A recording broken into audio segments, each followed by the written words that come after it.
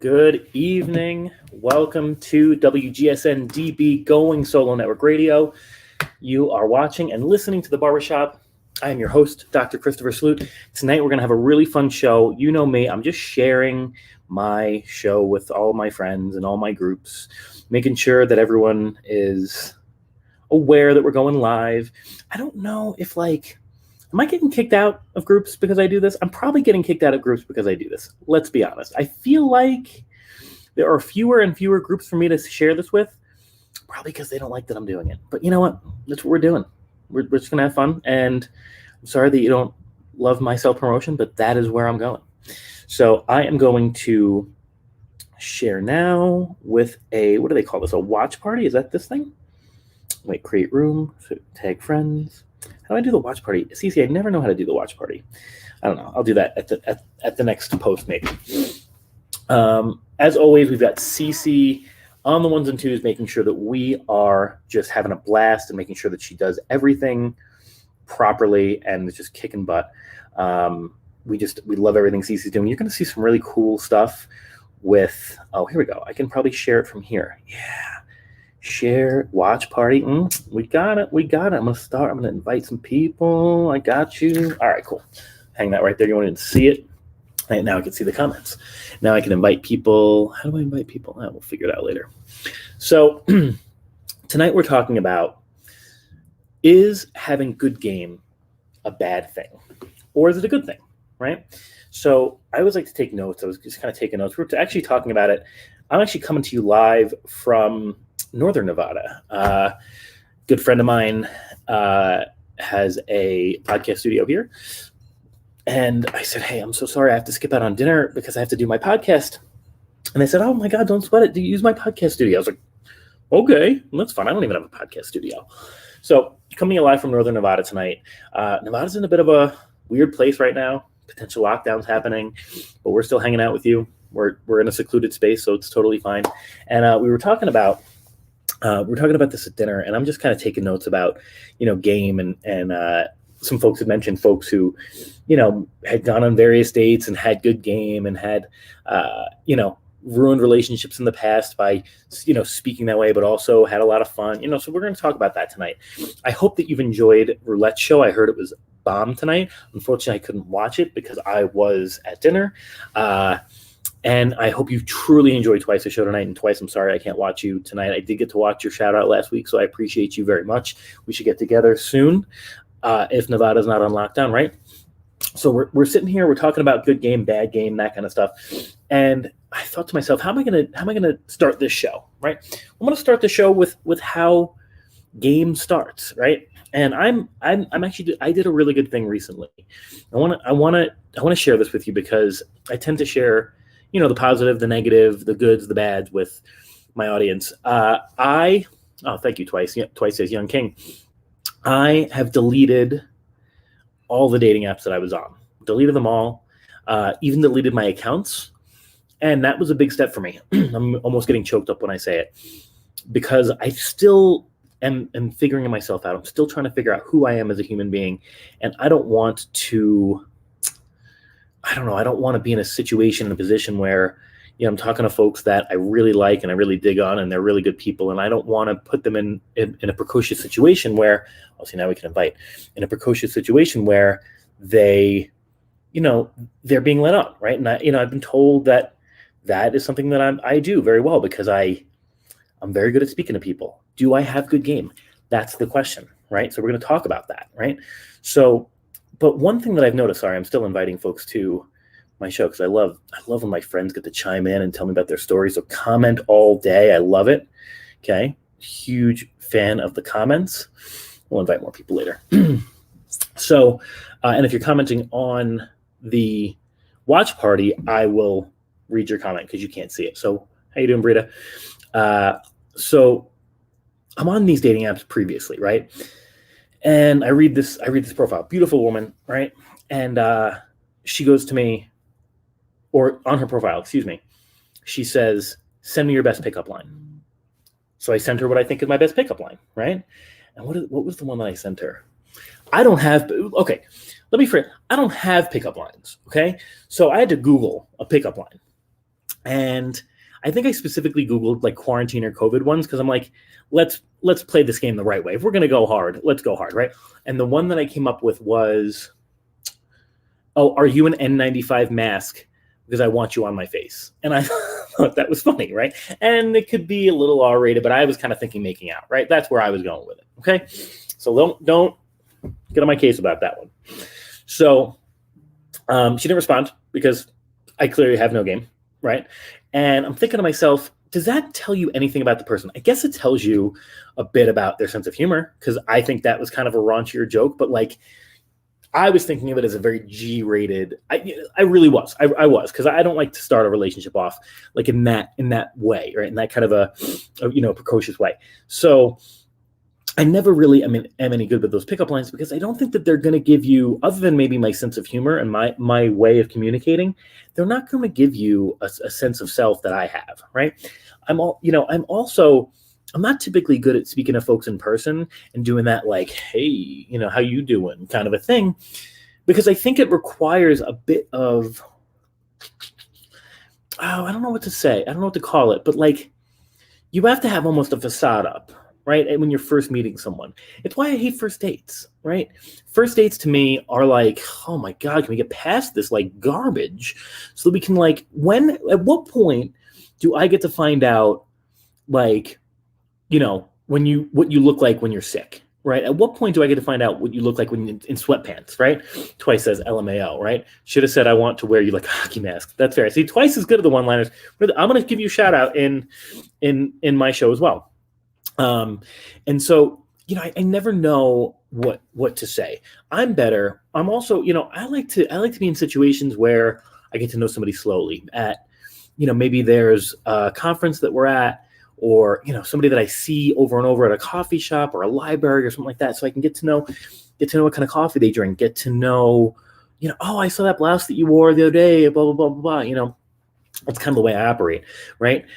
This way I can think, internalize, understand a little bit better who they are as a person. Now, I've said this before. I've said that my good friend and life coach tells me that it could be a very dangerous thing. One of my gifts that I told them is, I can make anyone in the room feel like they're the only person in the universe, right? I can have a conversation with you to the point where you truly feel as though there is nobody else around. And they said to me, that could be very dangerous. I said, it could be, if you're using it for the wrong reasons, right?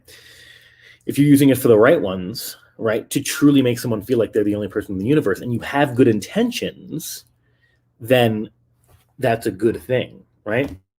I think about it with regard to sales. I've been in sales almost my entire life.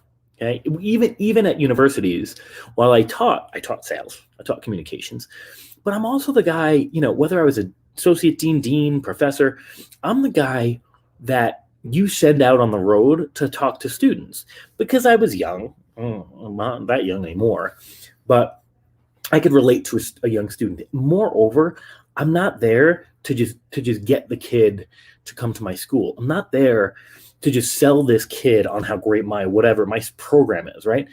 I'm truly listening to the student's wants, needs, desires, things of that nature. And then if my university or program or school is a fit for them, I can then proceed to sell them on how great our school is by providing them the information on, whether we have what they think we have, right? And so that's what makes me so valuable. But my life coach is right. It could make you dangerous if you're a chameleon and you change things. Now, I've said this 1,000 times. I've taught, let's say, at an urban school, right? An inner city school, middle of the city, dorms were like across the street or, down the street. And somebody said to me, well, I really want to go to a place that has a football program, right? I could very well sell them on our program, 100%. I could have sold them on our program. I could have said something like, well, if you want to go somewhere that's got a football program, why don't you just come to New York? Because, we've got the Jets and the Giants. They're a stone's throw away, and I could say something like, I'll bet a bunch of our students go every weekend. I could bet that. I don't know if it's the right thing to bet. I don't know if I'm going to win that bet. I could bet that. Instead, what I would say to a student like that is, you are probably referencing a big school down south in Alabama, or even something like an Ohio State, right? You want to be a Buckeye. You want to be Crimson. Let me tell you what our school's about so that you can fully understand who we are, and then you can make a more educated decision. I'm not going to sell them on something that I don't have, right? It's the same thing with any sale. That's why when you go to a used car lot, people are vultures and you think that they're terrible people, because you go in there wanting an SUV and they go, oh, I got something that's totally like an SUV. It's the station wagon over here. No, that's not what I asked for, but you're so pushy that I'm going to buy it. Everything you do in a relationship, when you're first starting off, is selling yourself to that person. It's 100%. It's selling yourself to that person. And you've got a choice. You've got a choice to use your good game, right? Or you've got a choice to use your good intentions. Now, you can use good game and good intentions and make sure that you're not manipulating the situation, which I think is super valuable. Or you could be that kind of chameleon, right? And while you're making somebody feel like they're the only person in the room, which is a great, valuable trait to have, you could manipulate that situation to present yourself as something that you're not.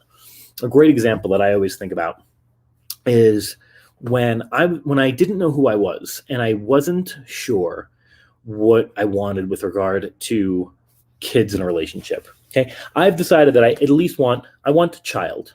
Okay, I want a child. Okay, I may want children. I definitely want a child.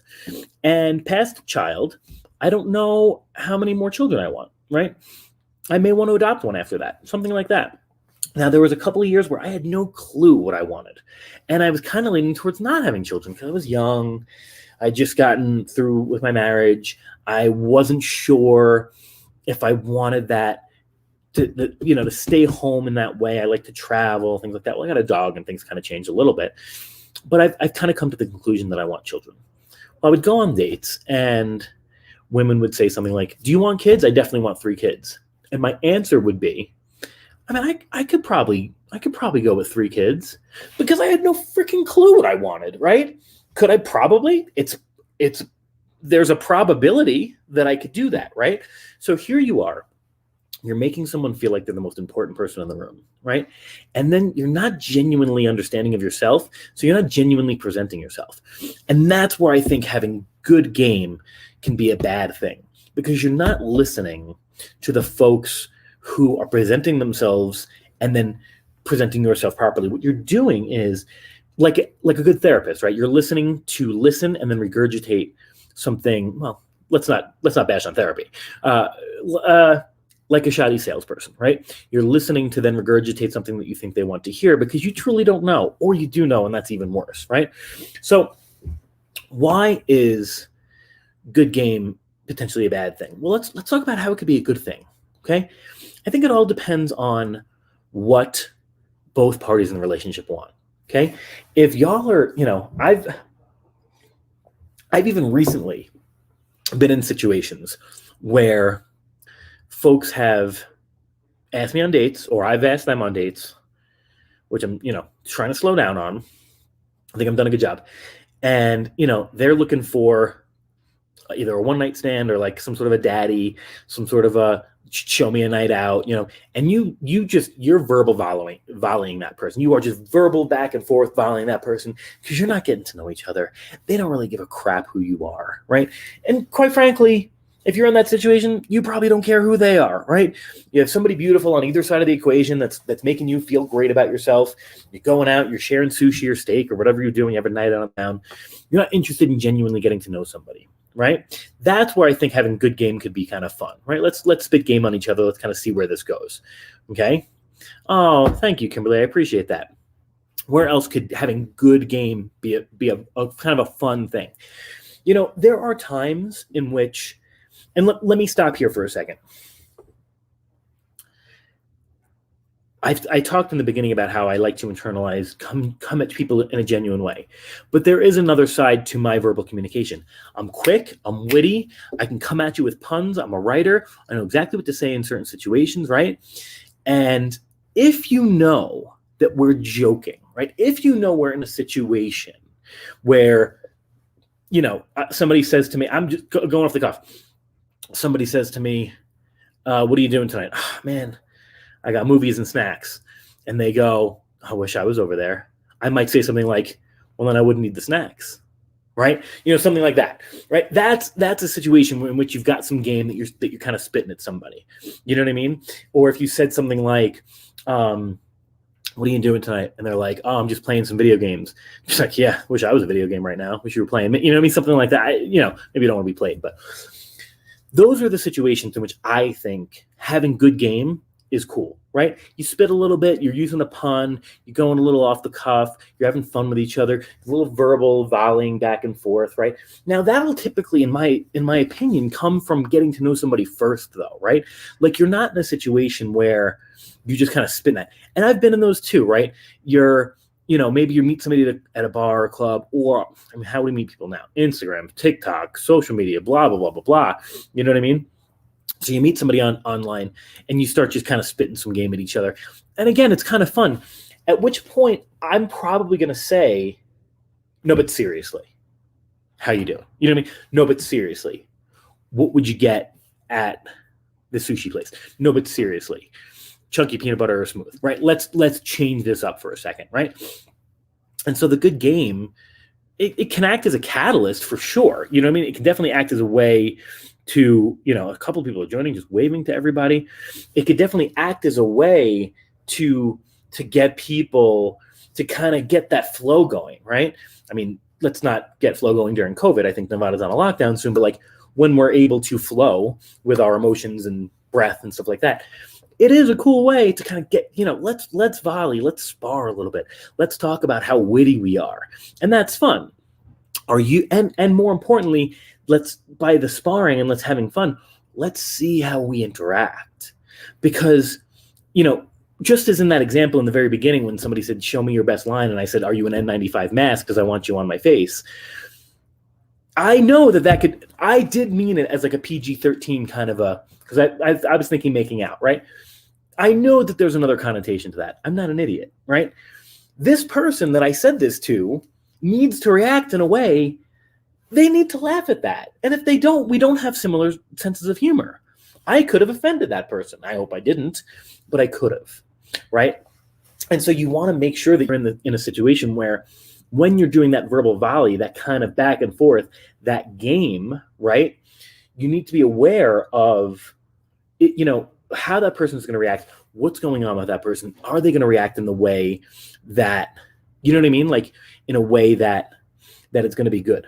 And that, in my opinion, does come a bit from the genuinely understanding someone. See, the reason that person probably didn't respond is because they didn't know who the heck they were. They did say, give me your best pickup line. So I thought that was kind of the fun situation. But that could be the reason, right? Who's this guy? He doesn't know me. I've been in that situation before. I've had folks come on Instagram because I'm probably getting a good 2 to 3 a day still of folks just, coming on my Instagram, on my TikToks, on my whatever, even my Facebooks, hey, can we talk? I want to talk to you, blah, blah, I want to, take me on a date, whatever. And girls spit game too, totally spit game. And, they'll say things like, like right off the bat, something about, hey, doctor, oh, I'd love to be in your class. You know how many times a week I hear, I'd love to be in your class, professor? Do you know how many times a week I hear that? I'd love to be in your class, professor. Here's the difference. Okay. If someone that I genuinely connect with, a friend, somebody that I've dated, somebody that I want to date, somebody that is getting to know me, if they say to me, I wish I was in your class, professor, that to me is attractive.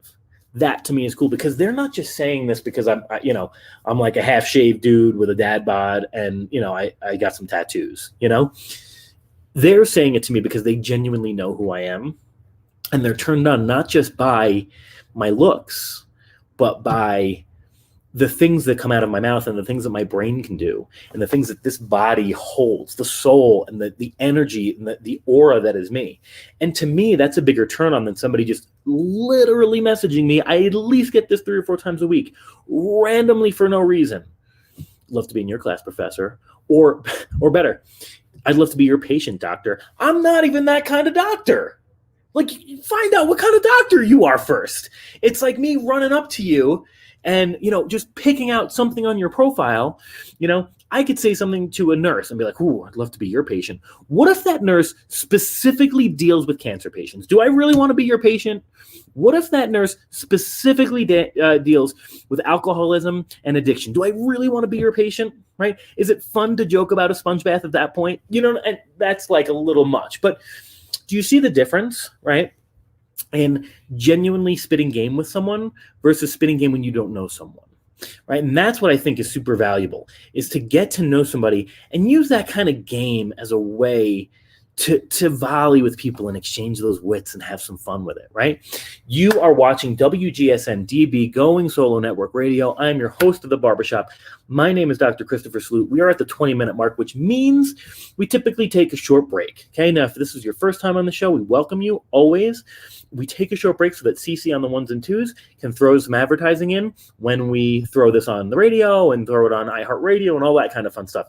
So this is what pays for our show. So if you see me go silent for 30 seconds, please stick with me. I want to thank you for listening. You're watching The Barbershop. Is having good game a bad thing? Be right back.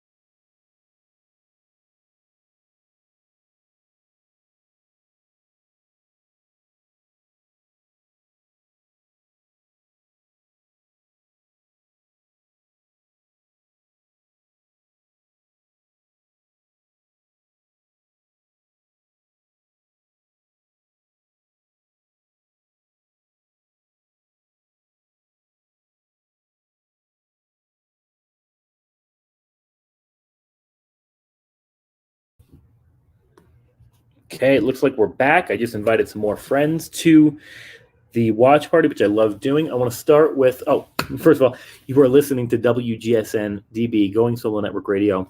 This is The Barbershop. I am your host, Dr. Christopher Salute. Today, we are talking about, is having good game potentially a bad thing? So I want to start with my buddy Chris, who's on the watch party. He says, although you can be patient with somebody and not have to be medical if you want to think deep.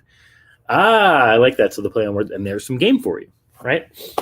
So today we're kind of talking about, is having good game a bad thing? Is it a good thing, right? And we ended the conversation before our quick break with,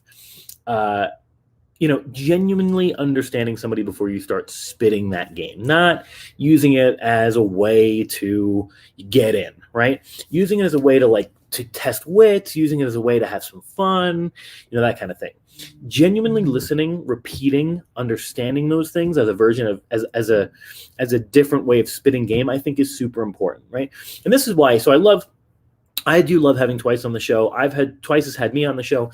This is where he and I will sometimes butt heads a little bit, because he'll think of some one-liners to go with, and I go, but who is that attracting, bro? Like, who are you getting with a one-liner, and do you want that person?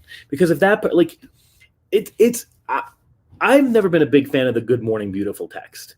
And the reason that I've not been a fan of the Good Morning Beautiful text is because I guarantee whoever's sending that text is probably sending it to like 8 people and just kind of figuring out who's going to give them the emotion that they need that day, who's going to give them the feel good, who's going to give them the validity that they need that day.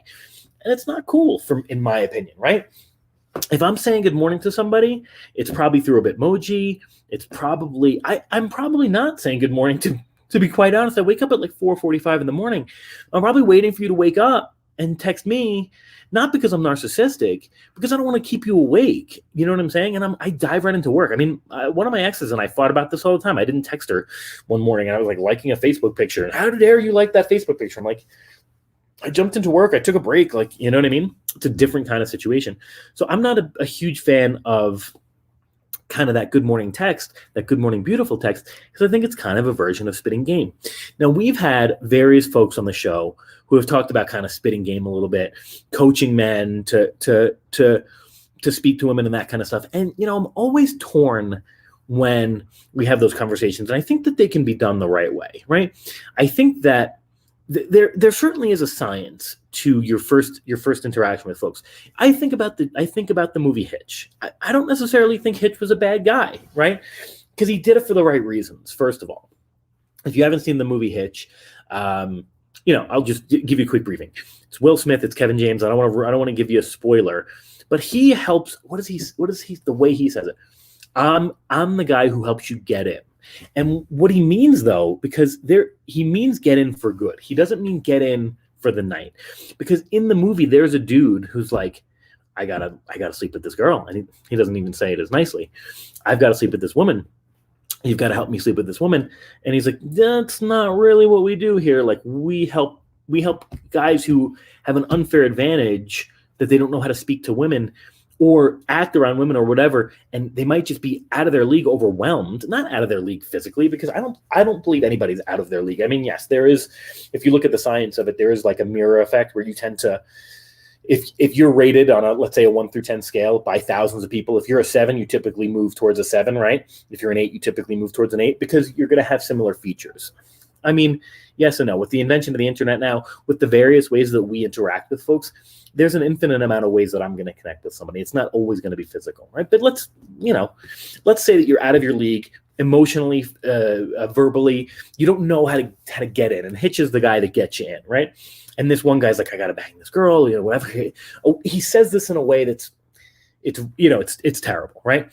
And Hitch says, well, that's not what we do here. Instead, he helps a guy like Kevin James who genuinely wants to be in this relationship with this woman, and he's overmatched. This is a woman who, in the movie, she's wealthy as heck. She's gorgeous.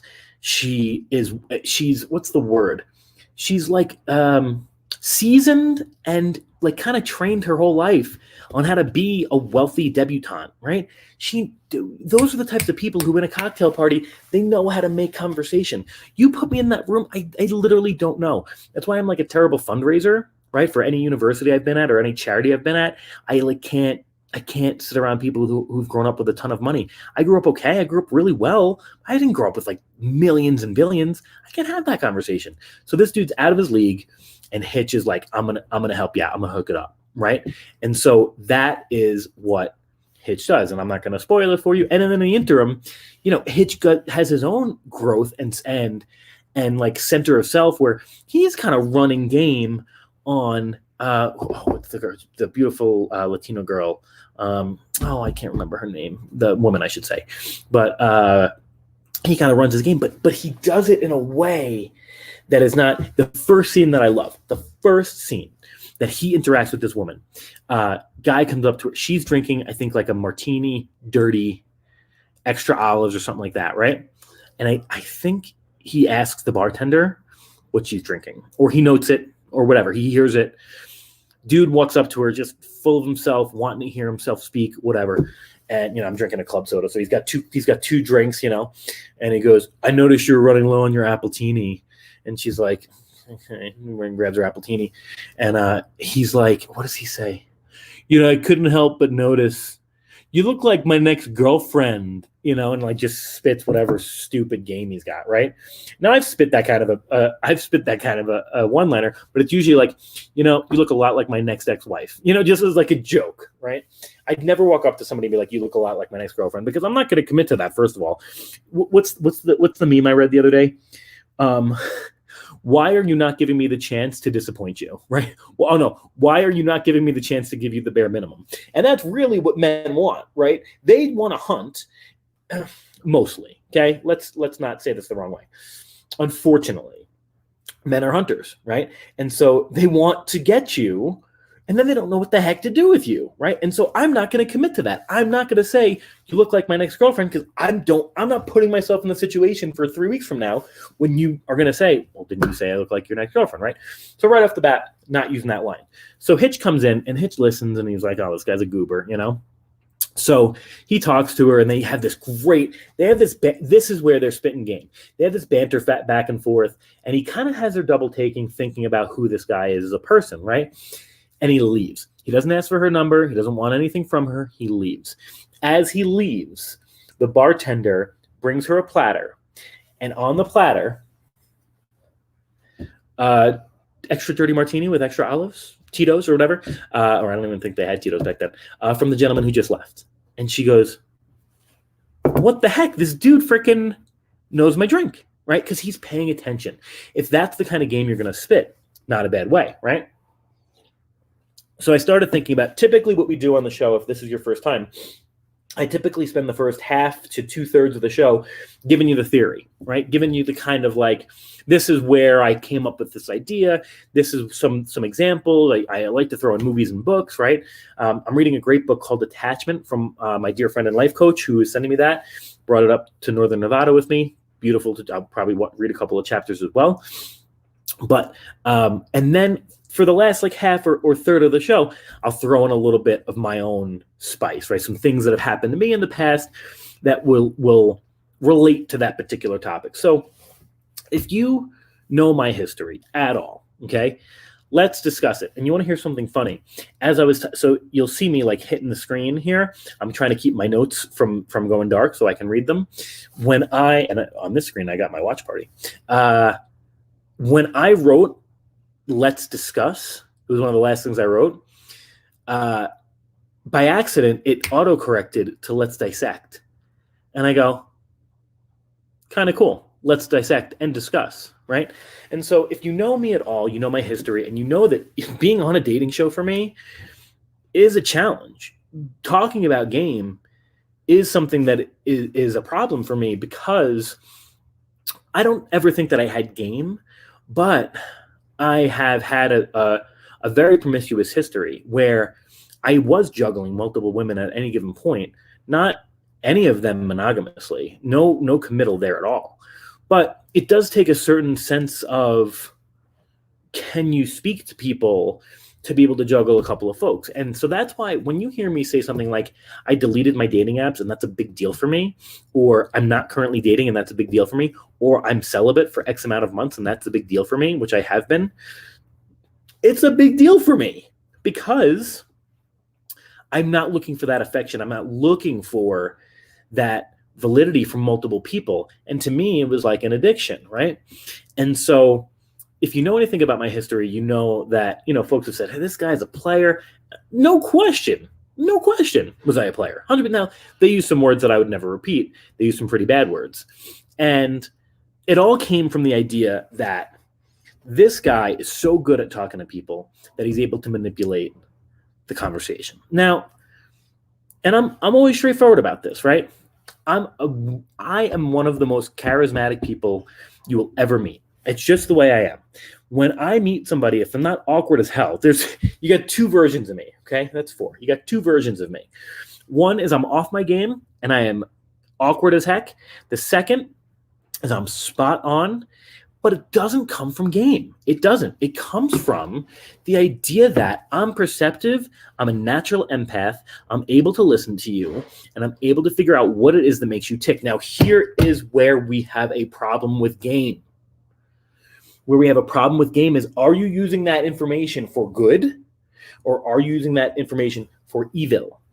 I always use that information for good, at least with good intentions. Now, I probably wasn't ready to commit to a lot of the folks that I thought I was ready to commit to. And therein lied a problem. And that's why for me, I'm finding out who I am before I commit to somebody. And I think that's a super important thing to do. But as long as you're using that information, if you say to someone, I'm going to make you feel like the most important person in the universe, well, then you damn well got to make them the most important person in the universe, right? And so therein lied the kind of the situation I found myself in, where I thought to myself, I'm lying to myself. I am not ready to commit to someone. And so I'm breezing through the questions like that so that I don't have to answer that, right? And that's where your game can get a little dangerous, right? Where you need to be a better kind of game spitter, right? Is to take that genuinity, that amazingness that you can listen to someone, repeat back to them what it is that they genuinely want to hear, but that you genuinely mean, right? And move that relationship in a way that is progressive, right? Now, if you can't do that, I'm always the first person to be like, all right, we're going to spit some game together and we'll see what happens. How do you feel about a 3-night, 1-night stand? Something like that. You know what I mean? How do you feel about being arm candy tonight? I'll be yours, right? Let's be each other's wing people. And if it doesn't go right, we'll go home together. It's something funny like that, right?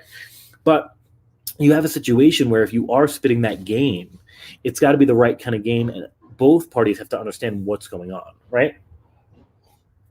So my whole thing with kind of that, genuinely understanding, repeating back to folks, making sure that they understand, I think that's just being genuine, right?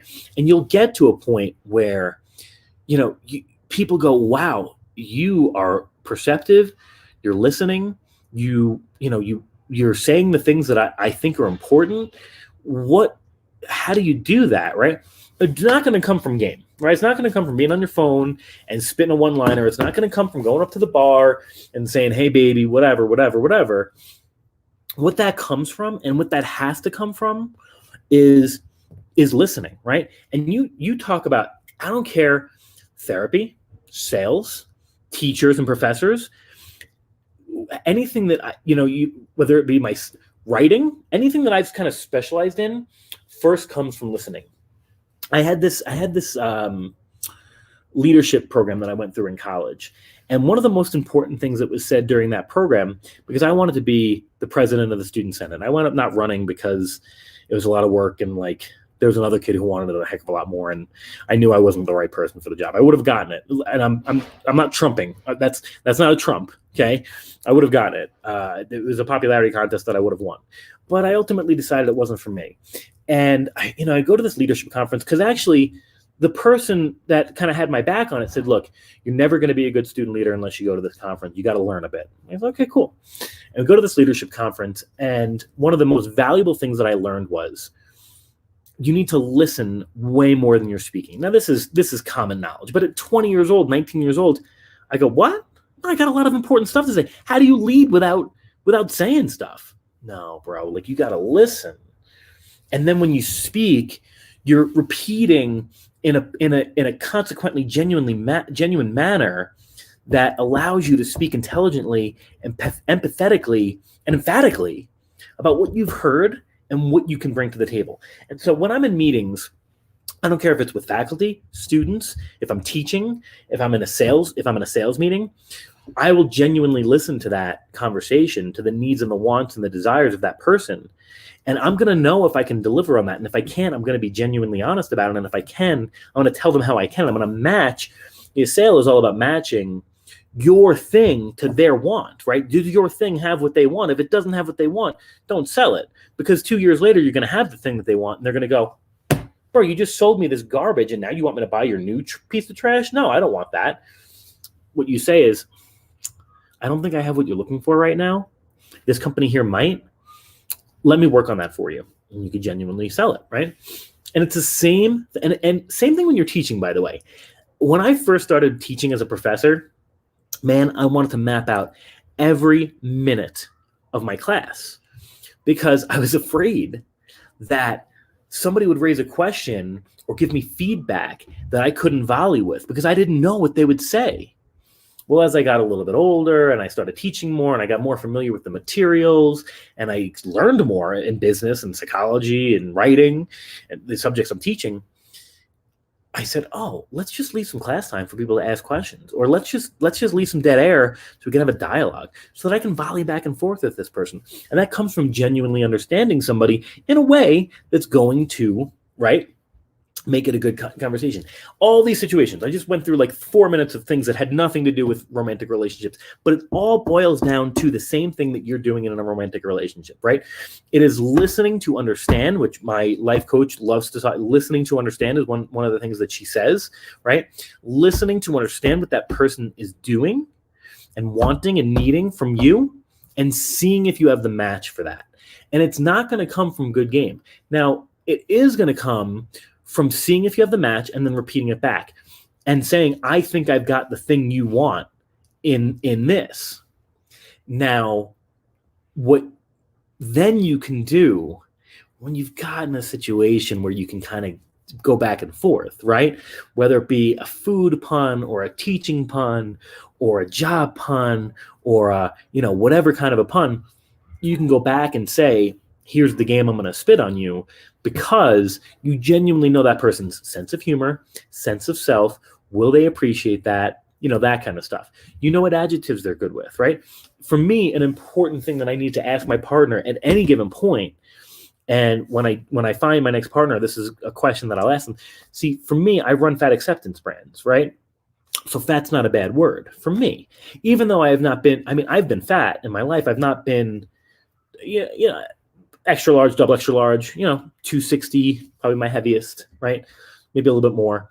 At 5'10", that's it's a decent frame, right?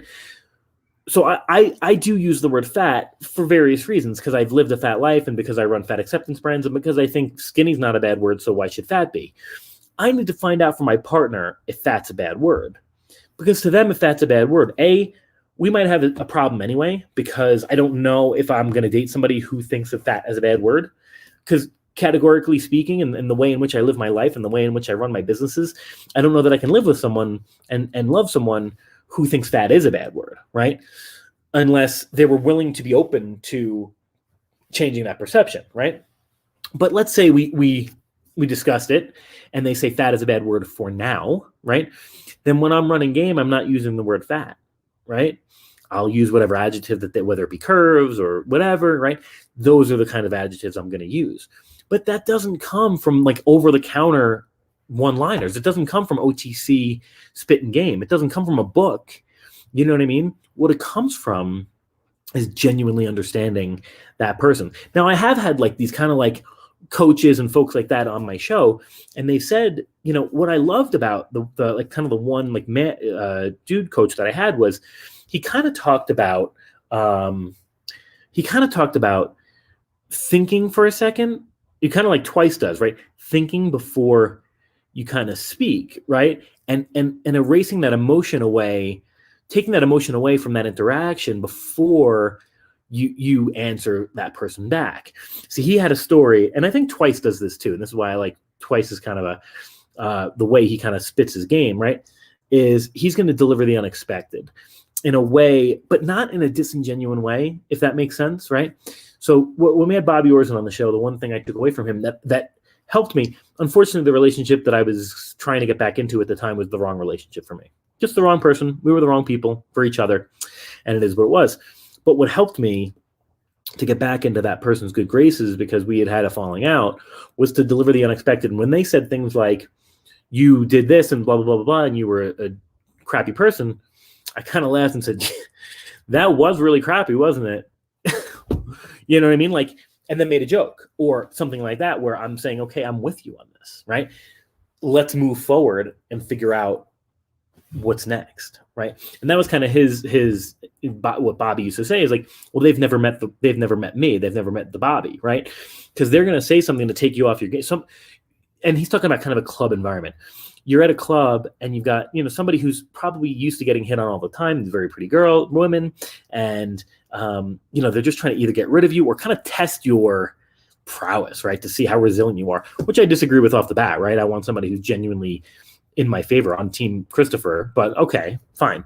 If they're gonna, and this is kind of what this person did. She kind of tested me a little bit and to see if I would be able to withstand the abuse. Is what it was. It was abuse, and so I was able to withstand it and agree and blah blah blah blah, because I had made some mistakes too, right? And so that was his kind of a thing, like deliver that unexpected with a little bit of game, right? But I was very torn on him because the game that he's talking about was really about listening and overcoming a fear and then delivering on that overcoming of that fear. And so I didn't think that was a terrible, like, kind of game spitting. You know what I mean? I don't love like here's the way you do this and then spit out this, and then when they volley back with that, blah, blah, blah. It's too scientific. And I get that some people have a hard time speaking to people, and so that you gotta have a data center. I get that too. For me, it's just not, I've never had that problem. So it's like, all right, well, I don't have the problem. You know what I mean? So I probably truly don't understand that either, right? But it was pretty cool the way he had it. And I don't fault folks for doing that. What I do not love is the whole, the cookie cutter one-liner, let's see how this one works kind of a thing, where I think to kind of close, because I know that Cece's got to get to the Twice show, which is after the barbershop, all on Be Bold Wednesdays. I think the game comes into play, sure, when we're bantering back and forth, getting to know kind of that, how do we spit, how do we wit, how do we kind of talk to each other, where's our level at, because I'll spit like a one-liner when I think I'm getting to know somebody, and it's like over their head. And they're like, wait, what? Okay. I'm going to try it one more time, another day, something else on that level. If you're not getting it, we're not communicating, right? Conversely, I've had the same thing back where somebody jokes and I'm like, huh. And okay. And I'm, what? And they're like, that was a joke. And I'm like, yeah, I know, it was funny. Can you tell me why that was funny, right? It's just the vibration, right? It's a different vibration you're going to be on. And so I think the good game, that the kind of banter comes into play when you've got a situation when you want to get to know each other on that kind of wit level, right? Are you witty? Are you bantering? Are you volleying? Let's see that. The other place that I think that, and of course, if you want a one-night stand and you want a shallow relationship, spit all the game. Spit each other some game. We'll even have fake aliases and we'll, whatever. Where I think the game comes into play, in another specific way, is when you're spitting game. It's game that you have specifically catered to your lover, to your partner, right? Where you're throwing out puns and one-liners and things like that truly represent your desire for that person. We go back to that same, as we're closing, to that same kind of game that I get spit all the time is, oh, I wish I was in your class, professor, right? Two different people can say that. It's going to mean totally different things. The first person, if they say, I wish I was in your class, professor, and they don't know who the heck I am, and they just saw this like good-looking dude, which I found out I am, this good-looking dude on TikTok or Instagram or wherever, or on Tinder, and they just want to get my attention with that. Okay, cool. It's flattering. I appreciate you. It's not, to be honest, it kind of hurts a little bit, because now you're using like a status and trying to get my attention. You don't know me. You know what I mean? So it feels good, and then it kind of stings, because you could already tell they're not interested in getting to know you. They're getting to know a professor, right? Like folks who have wanted to get to know me because of the media company I ran, or the other companies I've run, or my status in certain places, or my money, or whatever, right? It's not fun, right? Now, your lover, somebody who's still getting to know you and trying to be your lover, and you're trying to be theirs, and you're taking it day by day, and you're learning and loving and growing, and they say to you, how was class today? And you go, oh, class was tough. I really, blah, blah. And they, maybe you send them a selfie and they go, ooh, love to be in your class, professor. Totally different situation, because that person knows my heart, my soul, my brain, everything in me. They know that I value my job. They know that I value my relationship to my students, my university, how hard it was to become a professor, how hard it was to become a PhD, how hard it was to do all the things that I do, how I love the art of teaching and empowering people day by day. And when they say, love to be in your class, professor, that to me is not game. And if it is game, it is without a doubt like the best game you can come up with, because you have listened to my heart, to my brain, to my mouth. You have internalized what I want, love, and feel. You have given it back to me in a way that makes me feel valid and good. And if there's a little bit of wit and banter to it, well, then that's all the better, because now we can throw a little volley back and forth, right? And I could say something like, oh, you might have to stay after class, or I'll give you some homework, or whatever it is, right? And we'll make a joke about that, right? Which, let's be honest, I hardly ever joke about that because of what goes on in this country. But if that were to happen, right, if we were a little joke like that, right? And so that to me is the game that I enjoy, when you've truly gotten to know somebody and truly are spitting that back to them, and they spit it back to you. So in closing, I don't think game is necessarily a bad thing, or game is necessarily a bad thing.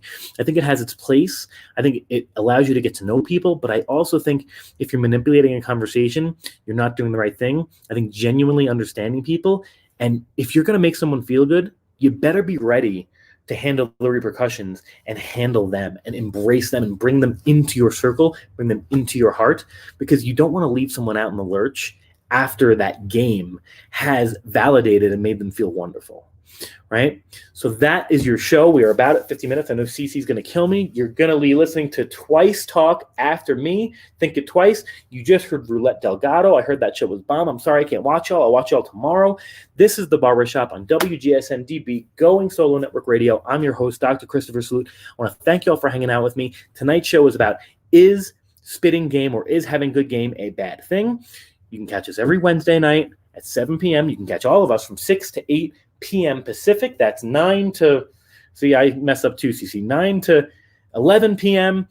Eastern Standard. This is the Be Bold Wednesday 3-hour block. Thank you all for hanging out with us. You have a great, wonderful evening. Stay on for Twice and take care.